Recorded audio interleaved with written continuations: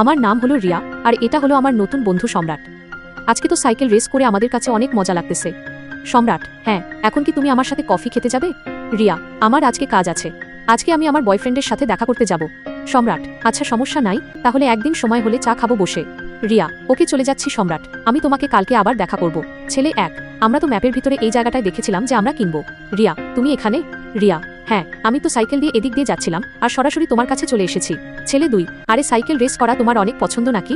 ছেলে 1: হ্যাঁ হ্যাঁ, আমার গার্লফ্রেন্ডের সাইকেল রেস করা অনেক পছন্দ, একবার তো চ্যাম্পিয়নও হয়েছে। ছেলে 2: আমারও সাইকেল রেস করতে অনেক পছন্দ, আজকে আমি ফ্রি আছি, সারা দিন শুধু সাইকেলই চালাবো। ছেলে 1: আচ্ছা, তুমি ঘরে চলে যাও, আমি কাজ শেষ করে তোমার কাছে চলে আসবো। মেয়ে 2: আরে কি হয়েছে বেবি, তুমি এত চুপচাপ আছো কেন? তুমি বলেছিলে তোমার কোনো গার্লফ্রেন্ড নেই, তাহলে ওকে ছিল? ছেলে 1: তুমি ভালো করেই জানো যে তোমাকে ছাড়া আমি কাউকেই ভালোবাসি না। ও তো অনেক বড়লোকের মেয়ে ছিল, তাই ওকে আমার প্রেমের জালে ফাঁসিয়ে ওর সব প্রপার্টি আমার নামে করে দিব। সম্রাট: আমাকে তো এখনই রিয়ার কাছে গিয়ে সব বলতে হবে।